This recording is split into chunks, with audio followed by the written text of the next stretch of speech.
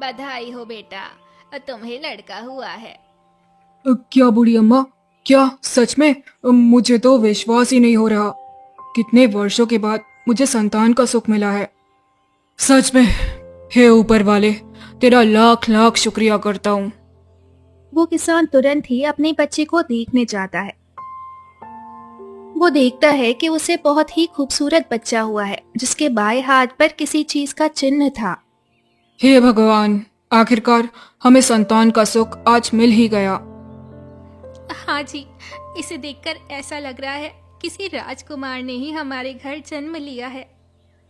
हे भाग्यवान, आज ही हमारी सारी फसल बाजार में अच्छी कीमत में बिक गई है, जो कि हर बार बहुत साधारण दाम में बिकती है। लगता है ये बच्चा भाग्य खोलने की चाबी साथ में लेकर जन्मा है। हाँ जी, ये सब तो ऊपर वाले की ही कृपा है। हाँ भाग्यवान, पर इसके बाएं हाथ पर चिन्ह कैसा है? इस प्रकार का चिन्ह तो पहली बार ही देख रहा हूँ। अरे, ये तो मामूली बात है जी। इसे बच्चे का जन्म चिन्ह कहते हैं। शायद हमारा बच्चा खास है, इसीलिए उसे ही खास जन्म चिन्ह मिला होगा। कुछ दिन यूं ही बीत जाते हैं। उसी गांव के बाहर गुफा में डायन रहा करती थी। वो डायन मनुष्यों को मार कर खाती थी। बहुत दिन हुए मुझे मनुष्यों का मांस खाए हुए। रोज रोज ये जानवर का मांस खाकर तो अब ऊब गई हूँ। आज गांव में जाकर किसी मनुष्य की शिकार करनी होगी। वो डायन गांव की तरफ निकल पड़ती है। उस डायन के पास उड़ने की तथा चीजों के आर पार जाने की अनोखी शक्तियां थी। वो डायन जंगल से उड़ते हुए गांव में आ पहुंचती है। चलते चलते वो रामू के घर के बाहर आ पहुंचती है। अरे, ये क्या? इस घर से तो किसी बच्चे की गंध आ रही है। डायन रामू के बच्चे को देखकर बहुत खुश हो गई। अरे, क्या बात है! इस घर में तो सच में एक नवजात मनुष्य का बच्चा है। इसे खाने से मेरी उम्र और 500 साल बढ़ जाएगी।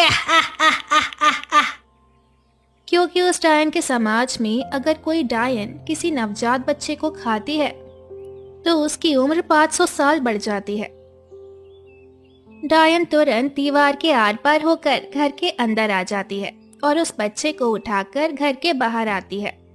डायन उस बच्चे की आंखों पर हाथ रखकर थोड़ी देर उसे बेहोश कर देती है और अपने साथ गुफा में ले जाने का निर्णय लेती है और बाद में वहां से उड़कर चली जाती है।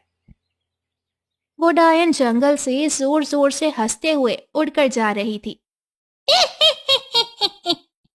क्योंकि उसकी उम्र 500 साल बढ़ने वाली थी। वही एक पेड़ के नीचे एक अघोरी तपस्वी बैठा था। अरे ये क्या? इस डायन को तो मैं कितने दिनों से ढूंढ रहा था और आज ये बहुत खुश लग रही है। अरे ये क्या? इस डायन के हाथ में किसी का नवजात बच्चा है। नहीं नहीं, ये तो बहुत अशुभ संकेत है। अगर इस डायन ने इस बच्चे को खा लिया तो इसकी उम्र और 500 साल बढ़ जाएगी और तब तो मैं इसके शक्तियों को बिल्कुल संभाल नहीं पाऊंगा। उस अघोरी बाबा को सिद्धि प्राप्त थी और उसके पास कुछ चमत्कारी शक्तियां भी थी। वो अघोरी बाबा भी उड़ते हुए डायन का पीछा करता है। पीछा करते करते वो अघोरी एक गुफा के बाहर आ जाता है। वो गुफा के अंदर जाता है तो देखता है कि बच्चे को एक काले कपड़े पर रखकर उसके सामने बैठकर वो डायन कुछ मंत्र पढ़ रही है। अरे दुष्ट डायन, तू जैसा सोच रही है मैं वैसा बिल्कुल नहीं होने दूंगा। अघोरी, तू वापस आया इस बार तो तुझे जिंदा नहीं जाने दूंगी। तू हर बार मेरे बीच में आकर मुझे रोकने की कोशिश करता है, पर आज तुझे कोई नहीं बचा सकता। प्रयास तो करके देख डायन, आज तो मैं तेरा अंत करके ही रहूंगा। तूने आज तक बहुत सारे मासूम लोगों की जान ली है, पर आज मैं तुझे बिल्कुल नहीं जाने दूंगा। तभी वो डायन मालव मंत्र का जाप करने लगती है। हे भगवान, ये क्या? ये डायन तो माला मंत्र का जाप कर रही है। इस मंत्र से तो इसकी आयु 100 साल कम हो जाएगी और इस मंत्र के पूरे होने के बाद इसे जो शक्तियां मिलेंगी उससे तो मेरा अंत ये डायन निश्चित ही कर देगी। मुझे कुछ भी करके इसे रोकना होगा। मेरे पास ज्यादा समय नहीं है। लगता है मुझे अब महामृत्युंजय का इस्तेमाल करना ही होगा। भले ही इससे मेरी जान भी जा सकती है, पर मैं इस डायन को मासूम और निष्पाप जीव की जान नहीं लेने दे सकता। वो अघोरी जल्द अपने महामृत्युंजय शस्त्र का इस्तेमाल करता है, जिससे उसके पूरे शरीर के ऊपर आग लग जाती है और वो जलने लगता है। वो अघोरी अपनी दिव्य शक्ति से उस डायन को अपनी ओर खींच लेती है और डायन उस अघोरी के साथ जलने लगती है। डायन बहुत कोशिश करती है पर अपने आप को मुक्त नहीं करा पाती। डायन वही जलकर राख हो जाती है और उस अघोरी को मुक्ति मिल जाती है।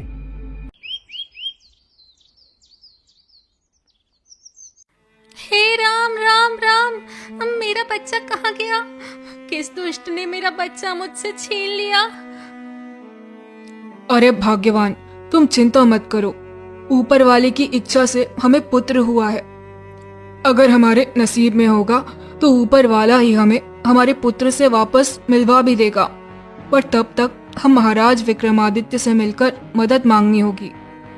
राजा बहुत दयालु है, शायद वो हमारी मदद जरूर करेंगे। एक व्यापारी जिसका नाम माधव सेठ था, वो दूसरे गांव से व्यापार करके घर की ओर लौट रहा था।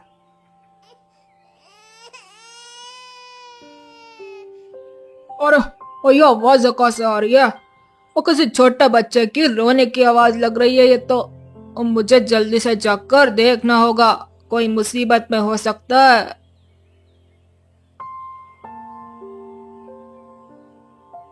वो सेठ उस गुफा के पास आ पहुंचता है। अरे ये आवाज तो किसी गुफा से आ रही है। अरे ये क्या?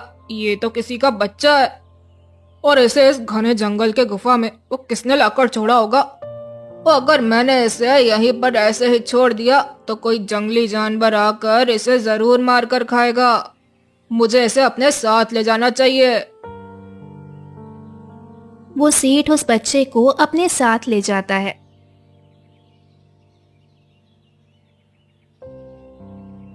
अरे सेठानी, और सुनती हो? और देखो, और मैं किसको लेके आया हूँ। तभी सेठ सेठानी को सभी घटना विस्तार से बता देता है। अच्छा, तो ये बात है। पता नहीं इस मासूम को कौन इतने खतरनाक जंगल में छोड़ गया होगा, पर अब हमें इसका पालन पोषण करना होगा। वैसे भी हमें कोई पुत्र नहीं है, शायद भगवान की इच्छा से ही हमें ये पुत्र मिल गया हो। हमें इसे ईश्वर का प्रसाद समझकर रख लेना चाहिए। ठीक है, और तुम सही कह रही हो, पर मुझे ये बच्चा जंगल में मिला है तो हम आज से इसका नाम वनराज रखते हैं। हाँ ठीक है, ये तो बहुत ही अच्छा नाम है।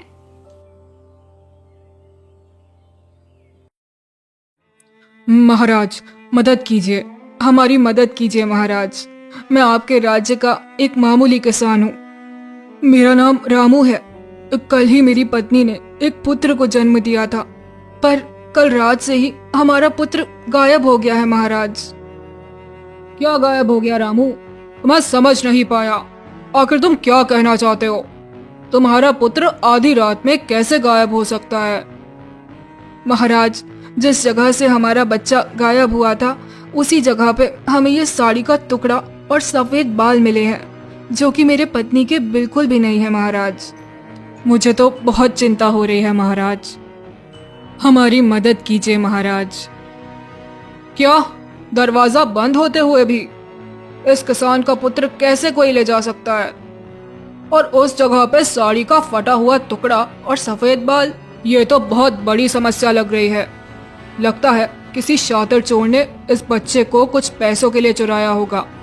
सैनिकों, गांव का पूरा कोना कोना छान मारो और उस बच्चे को ढूंढ निकालो, और अगर गांव में नहीं मिला तो गांव के बाहर जंगल में जाकर ढूंढ लो, पर हमें वो बच्चा जल्द से जल्द मिलना चाहिए। राजा विक्रमादित्य के सैनिक तुरंत खोज के लिए निकल पड़ते हैं। वो सैनिक गांव का कोना कोना ढूंढने लगते हैं, पर उन्हें कहीं भी रामू का बच्चा नहीं मिल पाता। उस रात विक्रमादित्य अपने राजगुरु से कुछ महत्वपूर्ण विषय के बारे में बात कर रहा होता है। प्रणाम राजगुरु, आज आपसे कुछ महत्वपूर्ण विषय पर बात करनी है। आज हमारे राज्य में कुछ ऐसी घटना हुई है जिसको हम पूरी तरह से समझ नहीं पा रहे। कृपया मेरी मदद कीजिए। ऐसी क्या समस्या है विक्रमादित्य जो तुम्हें इतनी सता रही है? बताओ मुझे। गुरुजी, आज सुबह हमारे महल में एक गरीब किसान का जोड़ा आया था। कई वर्षों के बाद उन्हें पुत्र प्राप्ति का सुख मिल पाया था, पर कल ही उनका पुत्र कहीं रातों रात गायब हो गया, जबकि घर का दरवाजा बंद था और अगर कोई दरवाजा खोल भी देता तो वो किसान जरूर नींद से जाग जाता था। पर ऐसा कुछ नहीं हुआ, मानो उसका पुत्र सच में अपनी जगह से ही कहीं गायब हो गया हो, ऐसा उस किसान का कहना था। और ऐसी कुछ विचित्र घटना हमारे राज्य में हो रही है। ये तो बहुत चिंता का विषय है गुरुजी। विक्रमादित्य, फिर तो ये बहुत चिंता की बात है। अगर आज ये उस किसान के साथ हो गया है तो कल गांव में किसी के भी साथ हो सकता है, और जल्द ही तुम्हारा भी पुत्र योग आने वाला है। तुम्हें जल्द ही एक सुंदर कन्या होने वाली है, यही तुम्हारे भाग्य में लिखा है। पर शायद ये तुम्हारे साथ भी हो सकता है। नहीं राजगुरु, आप ये अशुभ बातें क्यों कर रहे हैं? नहीं विक्रमादित्य, नहीं। मुझे तो इस घटना के पीछे कुछ बहुत बड़ी माया का या किसी शैतानी शक्ति का हाथ लग रहा है। मैं उन बुरी शक्तियों को महसूस कर सकता हूँ विक्रमादित्य। राजगुरु, मैं तो आपको इस साड़ी के टुकड़े और इस सफेद बालों को देना ही भूल गया। वो किसान को जिस जगह से बच्चा गायब हुआ है उसी जगह से ये मिला है। विक्रमादित्य, मेरा शक सही निकला। ये कोई साधारण इंसान का काम नहीं, ये तो किसी डायन का काम है। हाँ, डायन, जिसके पास बुरी शक्तियाँ होती हैं और वो इंसान को अपना शिकार बनाती है, और खासकर नए जन्मे बच्चों को तो और ज्यादा। मैंने हमारे गुरुवर्य से सिद्धि का ज्ञान लेते हुए इस बात के बारे में सीखा है कि कोई डायन अगर नए जन्मे बच्चों को 10 दिन के अंदर खा लेती है तो उसकी उम्र 500 साल बढ़ जाती है। राजगुरु, ये तो बहुत चिंता का विषय है। हमें जल्द ही उस डायन को ढूंढकर उसका सर्वनाश करना होगा। पर इससे पहले मुझे ये देखना होगा कि वो डायन कहाँ पर है। मैं अपनी सिद्धि से इन बाल और साड़ी के टुकड़े से कल रात को जो कुछ हुआ वो देख सकता हूँ। तुम मेरे लिए एक आईना जल्दी से लेकर आओ। राजा अपने सेवक से जल्दी से एक बड़ा आईना मंगवाता है। राजगुरु उस साड़ी के टुकड़े को और बाल को मुट्ठी में पकड़कर कुछ मंत्र पढ़ने लगता है। तभी उसे आईने में वो सारी घटना दिखाई देती है कि कैसे वो डायन उस बच्चे को उठाकर अपने साथ ले जाती है, और उन्हें ये भी दिखाई देता है कि किस प्रकार अघोरी ने उस डायन का सर्वनाश किया है।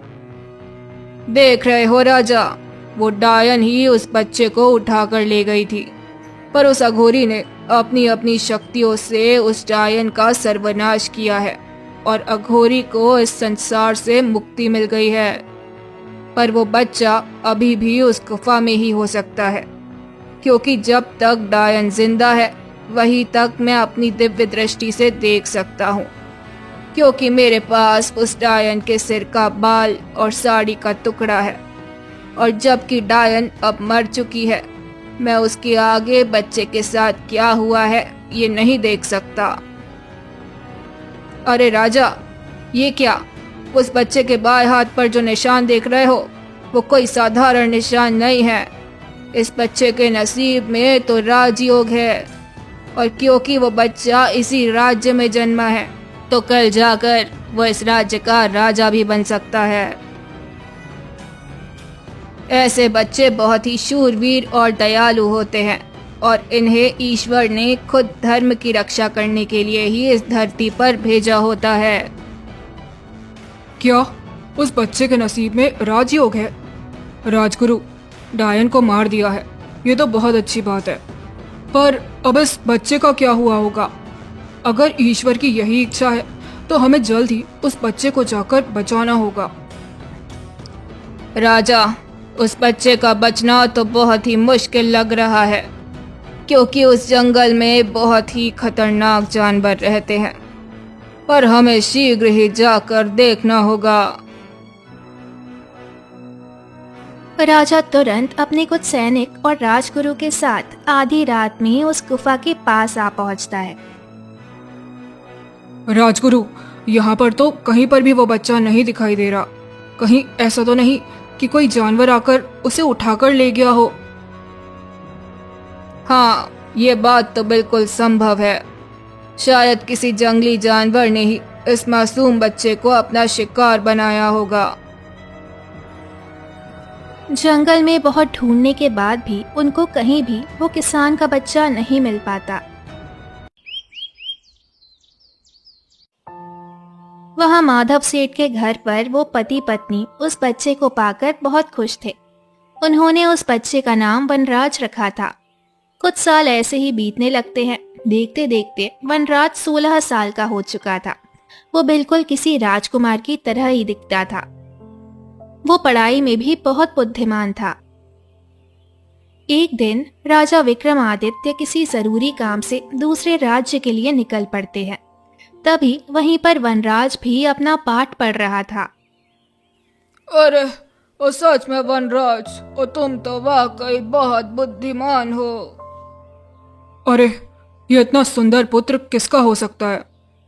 अरे युवक, तुम तो बहुत ही बुद्धिमान लग रहे हो। वैसे किसके पुत्र हो तुम, और तुम्हारा नाम क्या है? महाशय, मेरा नाम वनराज है और मैं माधव सेठ का इकलौता पुत्र हूँ। क्या मैं तुम्हारे माता पिता से मिल सकता हूँ? हाँ जरूर, आइए मेरे साथ। वो राजा माधव सेठ के घर आ पहुंचता है। सेठ जी, इतना बुद्धिमान और सुंदर पुत्र आपको कैसे प्राप्त हुआ? महाराज, और दरअसल ये पुत्र मेरा नहीं है। क्या मतलब ये पुत्र तुम्हारा नहीं है? मतलब ये युवक हमसे झूठ बोल रहा है? नहीं महाराज, और मेरा वैसा मतलब नहीं था, और मैंने तो इसका सिर्फ पालन पोषण किया है और इसके आधार पर यह मेरा पुत्र ही हुआ। पर सेठ जी, फिर आपको ये लड़का कहाँ से मिला?